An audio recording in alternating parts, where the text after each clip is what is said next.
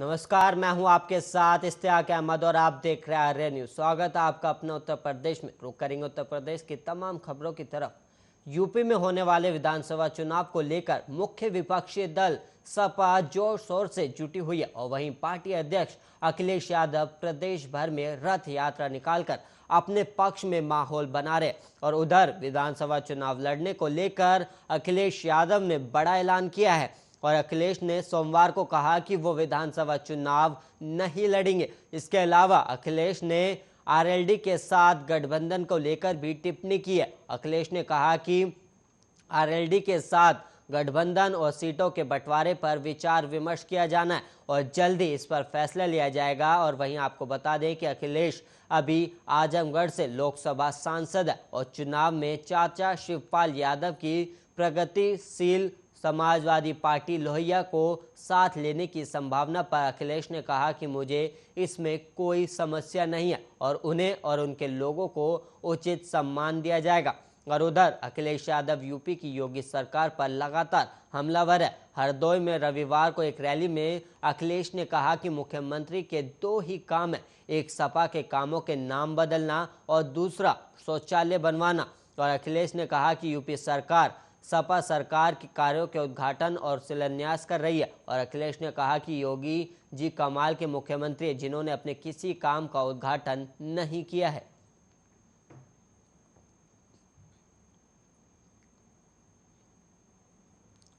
और वहीं उत्तर प्रदेश के मुख्यमंत्री योगी आदित्यनाथ ने रविवार को प्रधानमंत्री नरेंद्र मोदी की सराहना करते हुए कहा कि आज तालिबान से पाकिस्तान और अफगानिस्तान परेशान है, लेकिन तालिबानी जानते हैं कि भारत की तरफ बढ़े तो एयर स्ट्राइक तैयार है। और रविवार को यहां इंदिरा गांधी प्रतिष्ठान में भाजपा के सामाजिक संपर्क अभियान के तहत आयोजित हो रहे सामाजिक प्रतिनिधि सम्मेलनों की श्रृंखला में राजभर समाज के प्रतिभागियों को संबोधित करते हुए मुख्यमंत्री योगी आदित्यनाथ ने कहा कि इस समय एक एक व्यक्ति को जगाने का काम करना है और प्रधानमंत्री मोदी के नेतृत्व में देश शक्तिशाली है और कोई अन्य देश भारत की तरफ आंख उठाकर देखने की हिम्मत नहीं कर सकता। और वहीं तालिबान से पाकिस्तान और अफगानिस्तान परेशान है, लेकिन तालिबानी जानते हैं कि भारत की तरफ बढ़े तो एयर स्ट्राइक तैयार है। और बीजेपी मुख्यालय से जारी बयान के अनुसार योगी ने सुलेदेव भारतीय समाज पार्टी के अध्यक्ष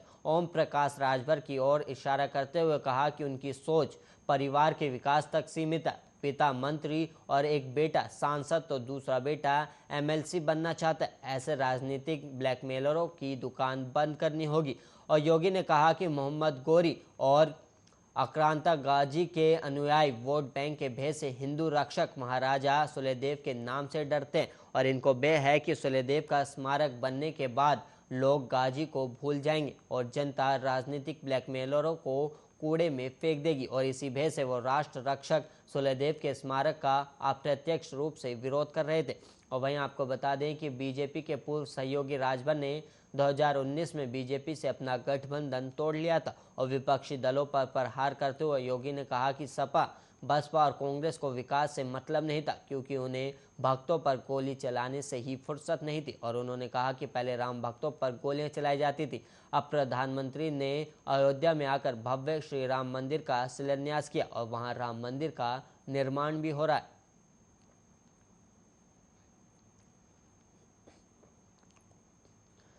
यूपी में चुनाव करीब आते ही जिन्ना का जिन फिर बोतल से बाहर निकल आया है। यूपी के हरदोई में समाजवादी विजय रथ लेकर पहुंचे अखिलेश यादव ने सरदार पटेल की जयंती के बहाने मोहम्मद अली जिन्ना का खूब गुणगान किया है और कहा कि जिन्ना आज़ादी के नायक थे। और यूपी चुनाव से पहले अखिलेश यादव के इस बयान ने बीजेपी को बैठे बिठाए नया मुद्दा दे दिया। और अखिलेश यादव ने रविवार को हरदोई की एक जनसभा में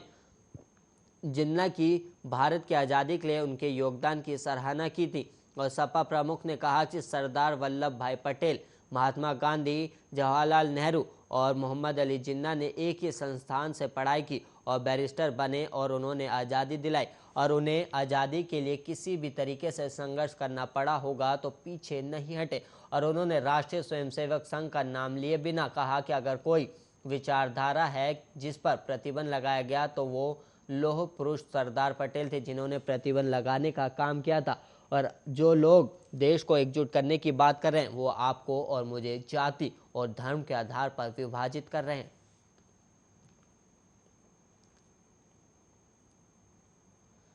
और वहीं उत्तर प्रदेश के अलीगढ़ से दबंगों की दबंगई का सनसनीखेज मामला सामने आया और आरोप है कि यहां के हरदुआगंज क्षेत्र में कपड़ों की फेरी लगाने वाले युवक को दबंगों ने पहले जय श्री राम बुलवाया और फिर दूसरा धर्म का होने पर उनके साथ बेरहमी से मारपीट भी की। और इतना ही नहीं, दबंगों ने युवक से उसका मोबाइल और रुपए भी छीन लिए। और पीड़ित युवक ने बताया कि कुछ दबंगों ने उन्हें जबरन जय श्री राम बोलने के लिए कहा था और उन्होंने ऐसा किया, लेकिन दूसरे धर्म का होने पर दबंगों ने उसके साथ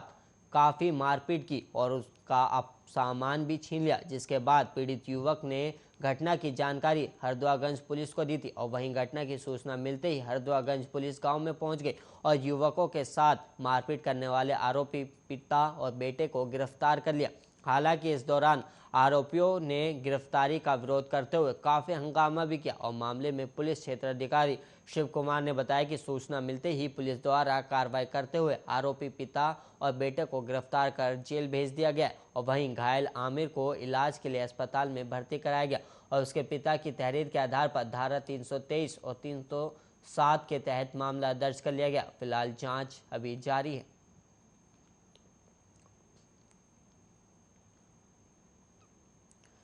और वहीं दीपावली का त्यौहार नजदीक आते ही यूपी में ठंड अब धीरे धीरे बढ़ने लगी और सुबह और शाम ठंड का एहसास होने लगा और घरों में पंखे बंद होने लगे हैं तो लोगों ने अब कंबल भी निकाल लिए। और वहीं यूपी के कई हिस्सों में सोमवार सुबह की शुरुआत हल्की ठंड के साथ हुई। और वहीं आपको बता दें कि मौसम विभाग ने यूपी में इस साल कड़ाके की ठंड पड़ने का अनुमान जताया और मौसम विभाग की माने तो प्रशांत महासागर में होने वाली प्राकृतिक घटना यानी ला लीना तूफान के प्रभाव से अत्यधिक ठंड पड़ सकती है। और वहीं यूपी में आज मौसम विभाग ने बारिश का अनुमान नहीं जताया और हालांकि कुछ हिस्सों में तापमान में गिरावट जरूर देखी जा सकती है। राजधानी लखनऊ में कल यानी रविवार के मुकाबले न्यूनतम तापमान गिरावट दर्ज की गई और लखनऊ में आज अधिकतम तापमान 31 डिग्री सेल्सियस जबकि न्यूनतम तापमान 15 डिग्री सेल्सियस दर्ज किया गया। और वहीं आगरा में अधिकतम तापमान 29 डिग्री सेल्सियस और न्यूनतम तापमान 16 डिग्री सेल्सियस दर्ज किया गया।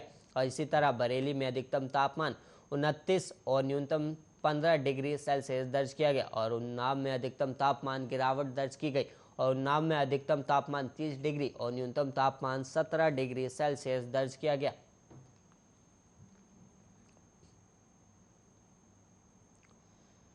आगामी यूपी विधानसभा चुनाव में कांग्रेस की नजर महिला वोट बैंक पर है और महिलाओं के वोट को साधने के लिए कांग्रेस कई बड़े ऐलान कर रही है। और कांग्रेस महासचिव प्रियंका गांधी विधानसभा चुनाव में महिलाओं को 40% टिकट और छात्रों को स्कूटी और स्मार्टफोन देने के दांव चल चुकी है। और वहीं अब प्रियंका गांधी ने महिलाओं के लिए अलग घोषणा पत्र जारी किया और सोमवार सुबह घोषणा पत्र को जारी कर प्रियंका ने यूपी की महिलाओं के लिए कई वादे किए हैं। प्रियंका गांधी ने आज सुबह ट्विटर पर यूपी की मेरी प्रिय बहनों, आपका हर दिन संघर्षों से भरा है और कांग्रेस पार्टी ने उसको समझते हुए आपके लिए अलग से एक महिला घोषणा पत्र तैयार किया है। और प्रियंका गांधी ने कहा कि यूपी में कांग्रेस की सरकार बनने पर हर साल 3 LPG सिलेंडर मुफ्त दिए जाएंगे और इसके अलावा प्रदेश के सरकारी बसों में महिलाओं के लिए मुफ्त यात्रा, आशा और आंगनबाड़ी कार्यकर्ताओं को हर महीने 10,000 रुपये का मानदेय मिलेगा।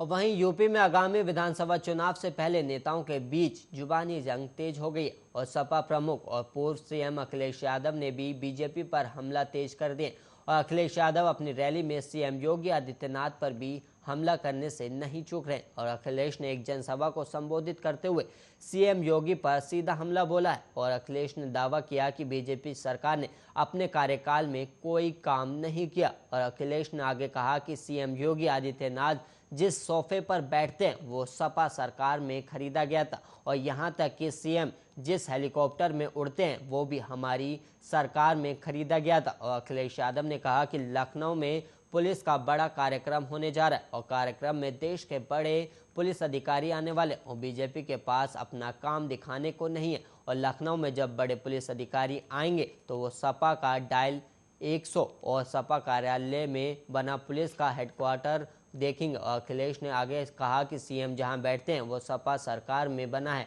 और जिस हेलीकॉप्टर से उड़ते हैं वो भी सपा सरकार का खरीद हुआ। और एक मुख्यमंत्री जी की तस्वीर देखी और उस तस्वीर में मुख्यमंत्री जिस सोफे पर बैठे दिख रहे हैं वो सोफा भी सपा सरकार में खरीदा गया था और जिस गाड़ी में वो चलते हैं वो भी हमारी सरकार ने ही खरीदी थी।